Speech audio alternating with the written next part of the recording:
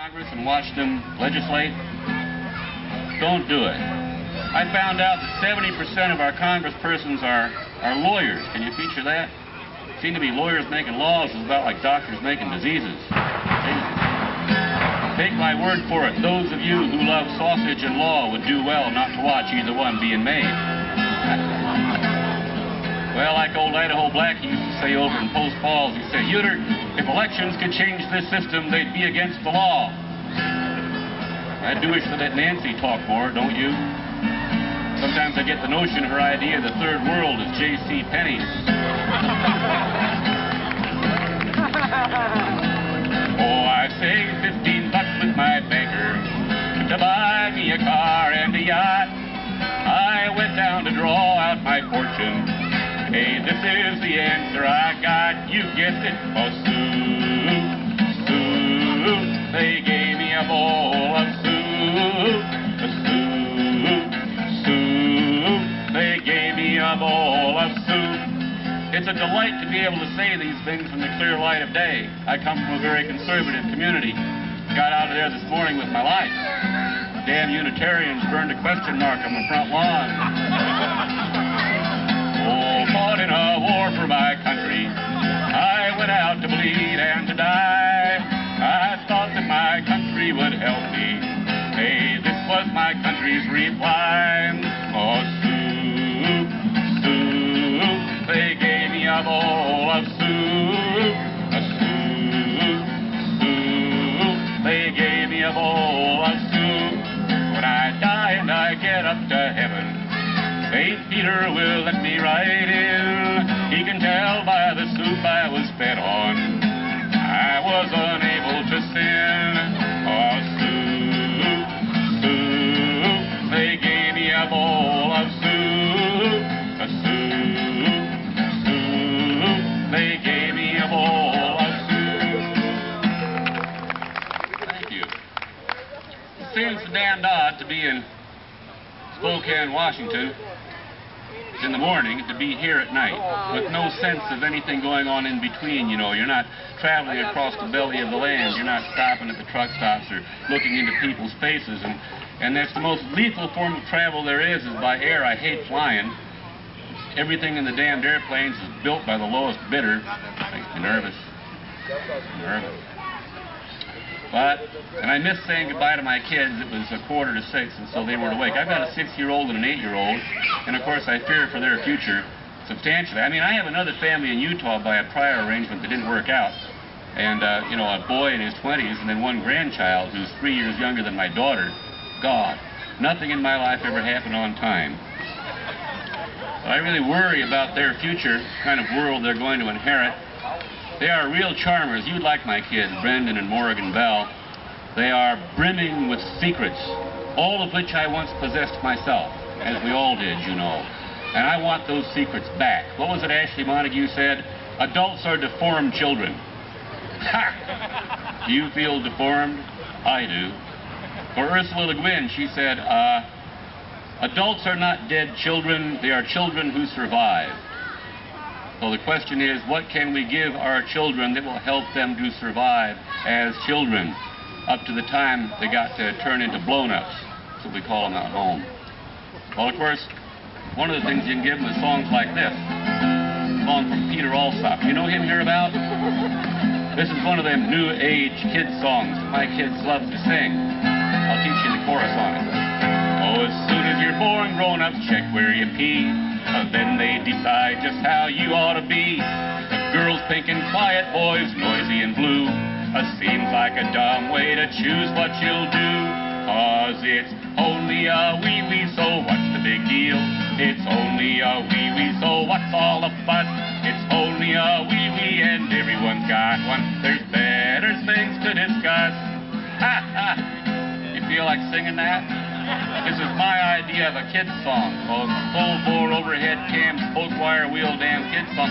None of that nickety-nackety new blowy winds hi-ho horse shit we were stuck with when we were kids. No, sir.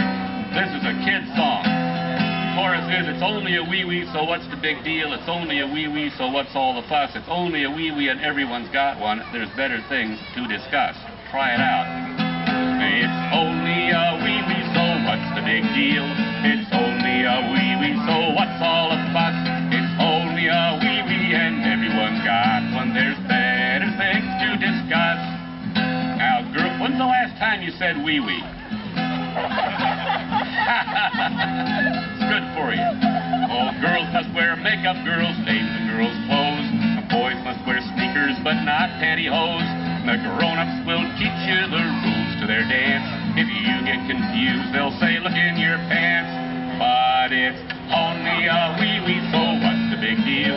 It's only a wee-wee, so what's all the fuss? It's only a wee-wee and everyone got one. There's better things to discuss. If I live to be 9, I won't understand why grown-ups are always obsessed with their glands. If I touch myself, don't do that, I'm told. You think that I might explode. Yeah! It's only a wee-wee, so what's the big deal? It's only a wee-wee, so what's all the fuss? It's only a wee-wee and everyone got one. There's better things to discuss. Or the grown-ups will watch every move you make. Boys must not cry, girls must bake cake. It all seems so horrible, I think that it smells. Let's all be abnormal and act like ourselves. 'Cause it's only a wee-wee, so what's the big deal? It's only a wee-wee, so what's all the fuss? It's only a wee-wee and everyone got one. There's better things to discuss.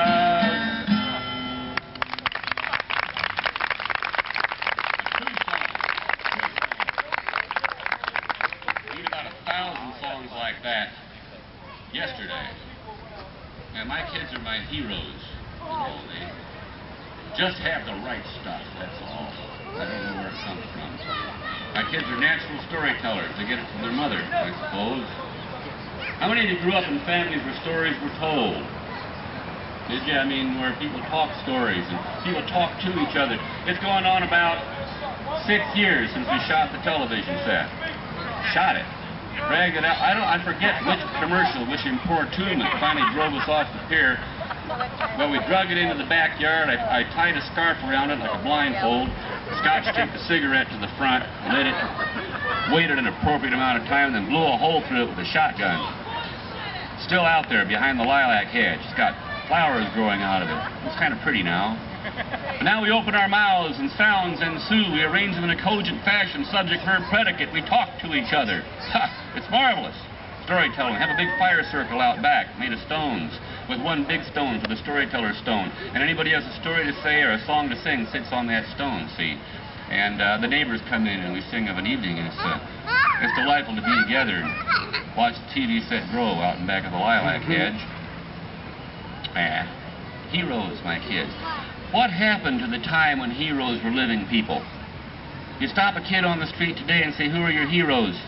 And they give you the names of people that don't exist. Like Rambo, or Rhomboid we call him. That Luke Flypaper, whatever his name is. They're people made up by script writers, for Christ's sake. What happened to the time when your heroes were great ball players like Babe Ruth or Joe Louis, good, boxers, or people like your grandparents, or Daniel Berrigan, or Ammon Hennessy, or Dorothy Day, I mean, people who live in flesh and blood. When I was a kid, our heroes were alive. And I was in Cleveland, Ohio. I spent my first 12 years. We used to keep scrapbooks of our heroes, who were mainly bank robbers. My mother worked for the CIO, and she loved bank robbers.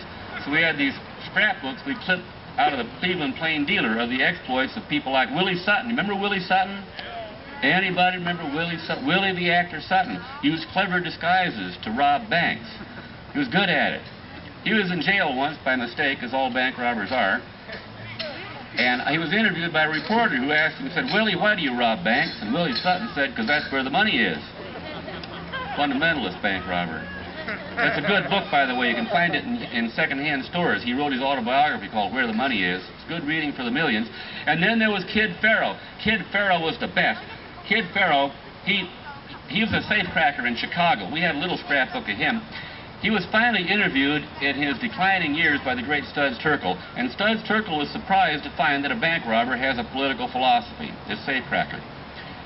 Kid Farrow said, Studs, I am committed to one proposition, taking money away from a bunch of dilettantes who earned it through nepotism. Take it away from them. By hook, by crook, slingshot, canoe, we must shaft these guys. Ha! You gotta love a fella to say a thing like that. Well, like my mother said, you got to have more Robin Hood bandits to balance out the philanthropists. And she told me, said, yeah, those Robin Hood bandits, they give away privately what they steal publicly, and the philanthropists give away, well, you figure it out. Give you Woody Guthrie's old song about one of our prominent Robin Hood bandits. If you gather round me, children, a story I will tell about pretty Boy Floyd, the outlaw. Oklahoma knew him well. 'Twas in the town of Shawnee on a Saturday afternoon. His wife beside him in the wagon, and into town they rode. A deputy sheriff approached them in a manner rather rude, with vulgar words of language that Miss Floyd overheard.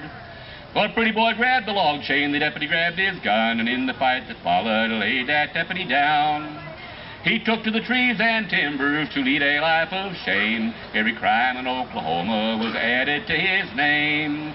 Yeah, he took to the trees and timbers down by the river shore, but pretty boy found a welcome at every farmer's door. There is many a starving family, the same old story told, how the outlaw paid the mortgage and saved their little home. But there's tale of a stranger who stopped to beg a meal, and underneath the napkin slipped $1,000 bill.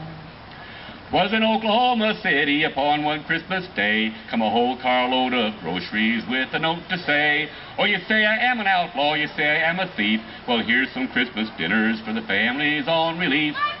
Now as through this world you ramble, there's a lots of funny men. Some will rob you with a 6-gun, some with a fountain pen.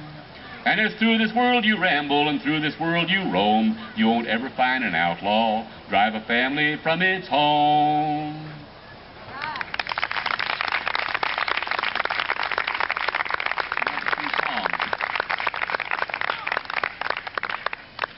I was up in Chicago in May. What was I there for?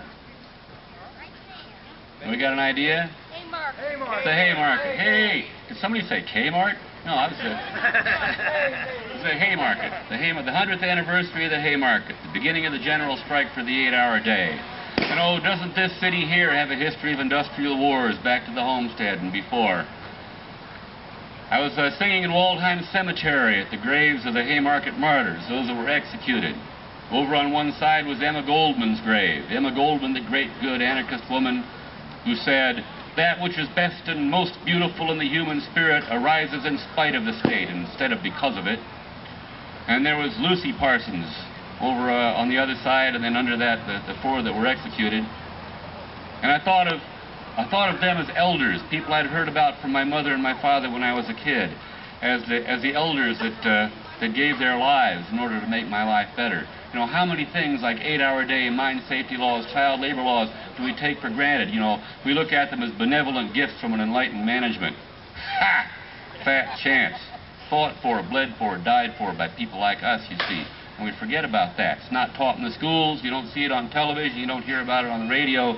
You know, it's up to us to seek out our elders and get them to tell us those stories, to reveal those extraordinary lives that can never be lived again. If we were armed when we go into the marketplace to find a job with a true history of who we are and where we came from, we'd be a whole lot more pissed off than we are, and we know exactly who to be pissed off at too, and that's a fact. I was thinking about, yeah, you know that.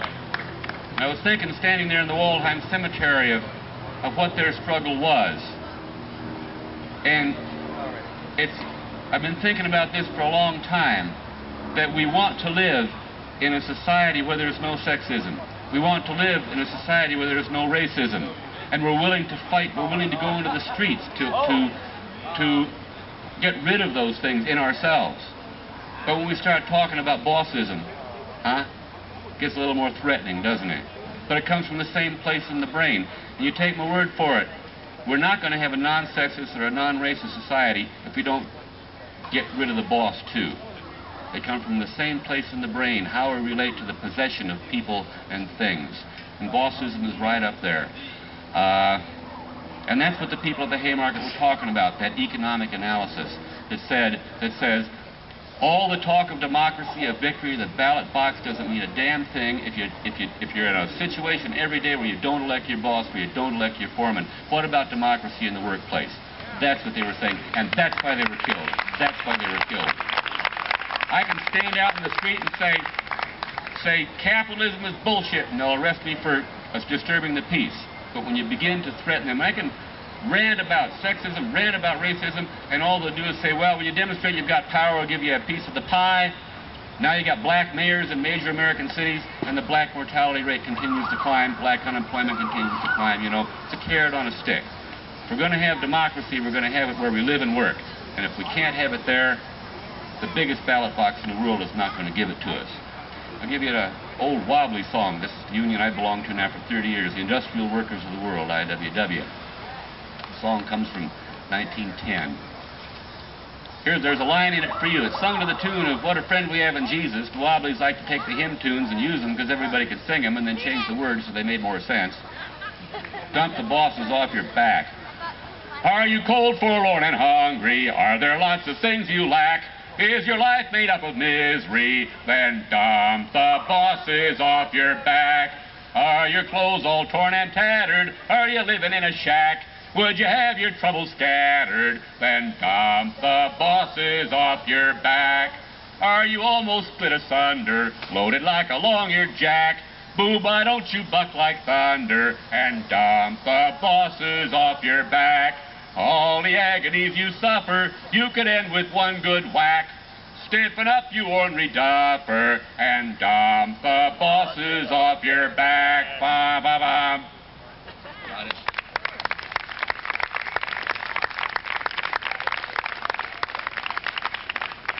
Let me sing you another song from the Haymarket. I made this one up.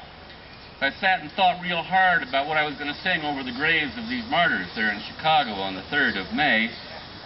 And there was a lot of people from other countries, from Germany, from Sweden, from Norway, as sent as delegates to the Haymarket, you see. So I figured it better be damned important. And I sat down and thought about it in my back garden. I said, well, what did I learn from the Haymarket martyrs? The Haymarket anarchists.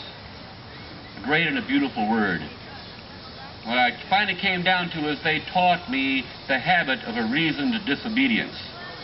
The habit of a reasoned disobedience. They taught me to be ungovernable. They taught me. They taught us all to be ungovernable, save that we each become our own best government. And if you become your best government and I become my best government, we can make combinations between us that are voluntary, that are not coercive. We can build the world over from the bottom up in our mold and not somebody else's. I made a song up about that to sing up there at the Haymarket. You may hate it, you may like it, you may not understand it. Be sure and let me know either way, right? The new ruling party is holding the aces. The rest of the cards are all missing faces. I'm sorry I can't know you today. What can one say? I will not obey. Give us your sons and give us your daughters. No one is safe or immune from the slaughter. How indifference makes them rage. What can one say? I will not obey. National Guard or freedom fighters, all houses belong to cigarette lighters. But who hides in the smoke? What can one say? I will not obey. Better perhaps to perish outside of the bunkers where our generals hide. I turn away and spit. What can one say? I will not obey. Give us the minds of your children to learn the substance of books we have not yet burned. But can they read the sky for rain? What can one say? I will not obey. Soon all tyrants will feel our impatience. We choose to create our own combinations. I was always willing to agree. What can one say? I will not obey. The essence of contract is agreement, not coercion or obedience, and agreement is sacred. What can one say? I will not obey. There are so few wars of people's liberation. For the people who have so seldom risen, only the armed faction. Listen, the armed faction lies. They recreate the state through their action. When the people rise, it is not they, but the state which dies. I sing this song for the prisoners' release. Most of all now for the new state police. You see, the guns have changed hands. Again. What can one say? I will not obey.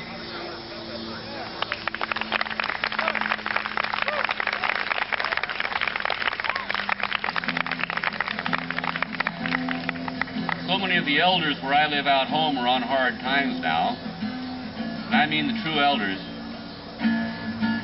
Finnish, Norwegian, Danish, Swedish immigrants who boomed out from Duluth and St. Paul on the freight trains after the turn of the century to work in the forests, way up in the mountains.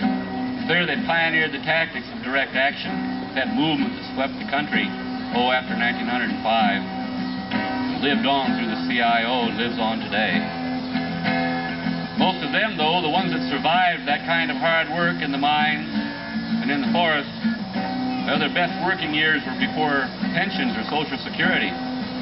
They gave everything they had to the forest, the mines, and the wheat harvest and got nothing for it. Spit out on the backside of town like they were garbage, fetched up, drunk in the missions, and what's left of the plots that haven't been gentrified out. I guess they do that around here, too, don't they? Because the elders are down there. The oldest of the old caved in on themselves, sitting along the back wall. If I sing some of these old wobbly songs there, which Reverend Huffman lets me do, I'll see them sit up, straighten their coats, push their hair back, watch their lips move.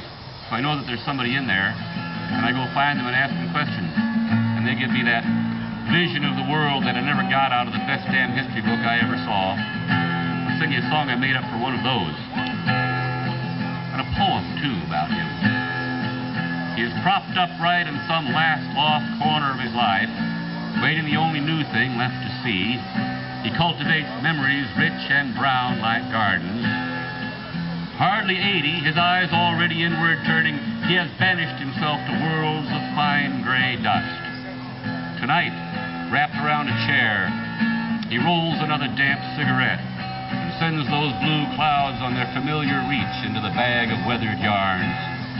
And like some deft and protoplasmic being, turns himself inside out to feed on the silence that is me.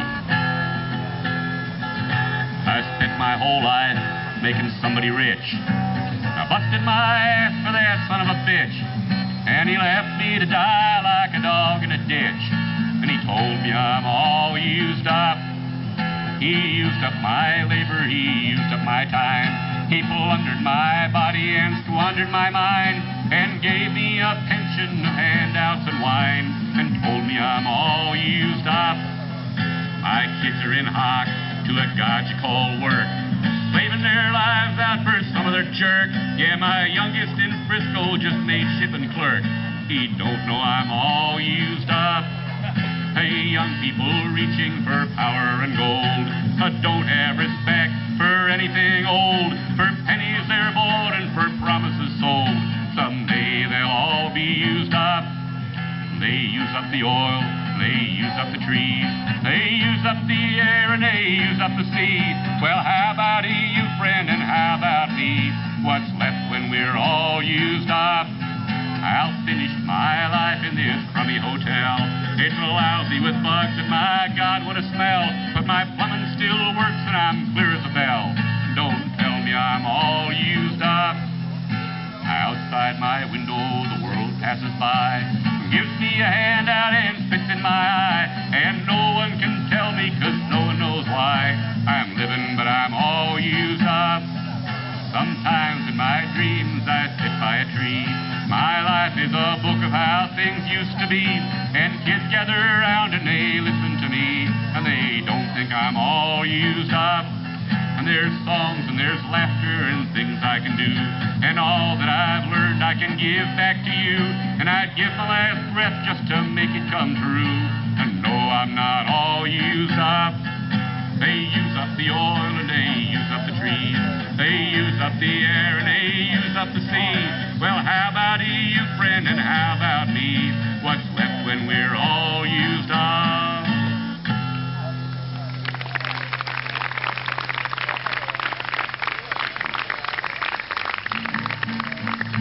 Well, we can't let that happen to us. You know, they will use us and use us and use us until we have nothing left to give them and just spit us out on the backside of town. Can't let that happen to us. We've got to get together and create work that is our own. It doesn't belong to them anymore. Sure didn't happen to Frypan Jack. I got one more to sing you here that you're going to sing with me. Frypan Jack was a great tramp. He was a former king of the hobos over at the Federation in Britt, Iowa. That's what George was saying, the Grand Duke of that outfit.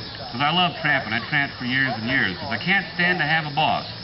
Just constant, maybe it's a character defect. I'm just constitutionally incapable of having a boss. Anybody comes on to me like a boss, and I take a hike, and I'd rather sleep in an alley than have a boss. Damn it. Yes. Frypan Jack, he's the one of the people who taught me that.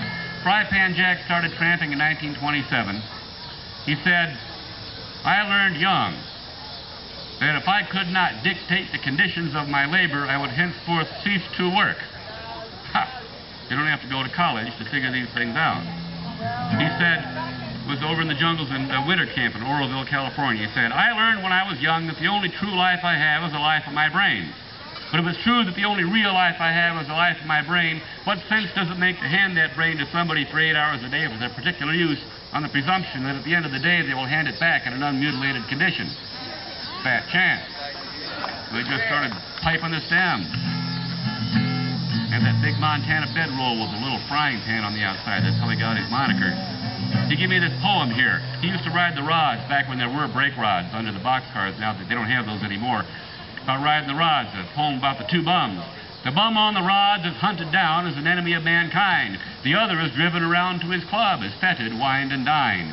And they who curse the bum on the rods as the essence of all that's bad will greet the other with a winning smile and extend the hand so glad. The bum on the rods is a social flea who gets an occasional bite. The bum on the plush is a social leech, blood-sucking day and night. The bum on the rods is a load so light that his weight we scarcely feel, but it takes the labor of dozens of folks to furnish the other a meal. As long as we sanction the bum on the plush, the other will always be there. But rid ourselves of the bum on the plush and the other will disappear. And make an intelligent, organized kick. Get rid of the weights that crush. Don't worry about the bum on the rods. Get rid of the bum on the plush.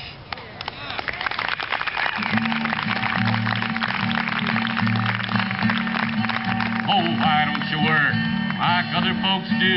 How can I get a job when you're holding down two? Hallelujah, I'm a bum. Hallelujah, bum again. Hallelujah, give us a handout to revive us again. Do some of you know this song? Some of you qualify by the look of you. The entry requirements are fairly slim in these, the waning days of Babylon. It's hallelujah, I'm a bum. Hallelujah, bum again.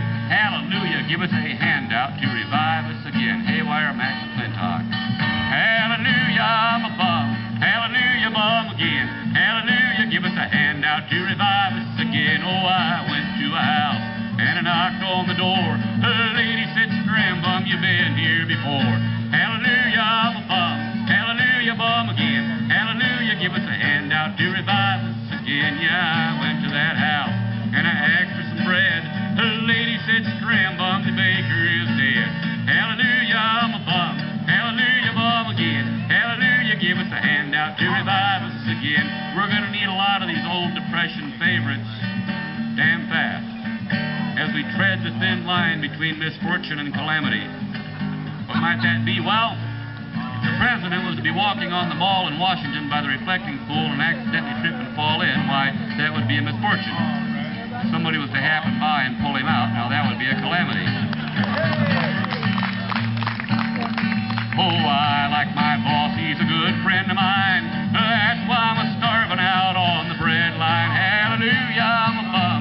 Hallelujah, bum again. Hallelujah, give us a handout to revive us again. Whenever I get all the money I earn, the boss will be broke and to work he must turn. Hallelujah, I'm a bum. Hallelujah, bum again. Hallelujah, give us a handout to revive us again.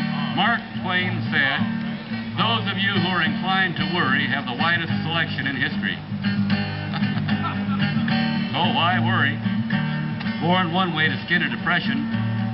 I'm taking a correspondence degree in dental law. Big retainers.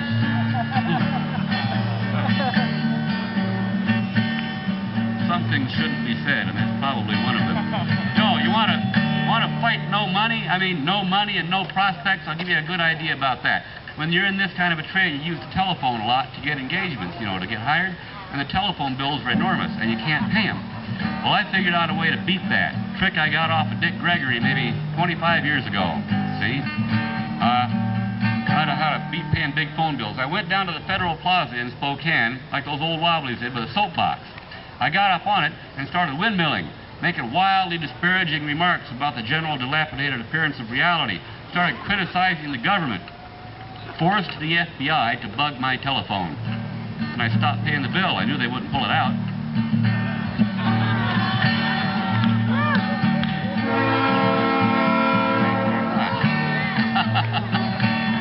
Right on cue. Oh, where was I? Oh, I went to a bar and I asked for a drink. He gave me a glass and he showed me the sink. Hallelujah, I'm a bum. Hallelujah, bum again. Hallelujah, give us a handout to revive us again. Yeah, and I like Jim Hill, sure a good friend of mine. That's why I'm a booming down Jim Hill's main line. Hallelujah, I'm a bum. Hallelujah, bum again. Hallelujah, give us a handout to revive us again. I enjoy the pleasure of your company, and I look forward to visiting with the people from Thomas Burton House. There's a fellow I admired enormously, and was a good friend of Dorothy Day, who I knew, because a lot of my roots are in the Catholic Worker mission. And I look forward to spending time with you again when I'm through this part of the world, which is not very often. I am at the other end of the country. And so thanks for including me in all of this. I really appreciate that very much. And I'm going to be back home next Thursday to kind of finish my harvest. I do a lot of canning. Just put up 60 jars of hot kosher dills from my mother's recipe. And this is the first year that I grew everything in those bottles, including the peppers and the garlic. I'm not a good hand at grubbing dirt, Last year, most of my plants deliberately and maliciously stunted themselves. The ones the squirrels didn't get. And Mrs. Henneman across the road grows corn to the eaves of the barn any time of the year. It's phenomenal. I don't know. I asked her how she did it. She said she used hormones. Is this possible? Well, I took her at her word. Sheila, my partner, had given up the birth control pills because they're dangerous. So I took what was left and ground them up fine, mixed them with water, poured them on the plants. Killed every last one of them. Ought to see the squirrels, though. Had great zucchini, brilliant zucchini. Apparently, it is God's will that the zucchini will grow. A nuclear holocaust, earthquake, volcano, the damn zucchini is going to grow. People leave zucchini on my back porch like foundling children. I let it grow as big as it wants, and then roll it off to the side of the yard for a windbreak. My neighbor, Ted Wirt, plays the banjo. He looks at that giant, he calls it Hindenburgini.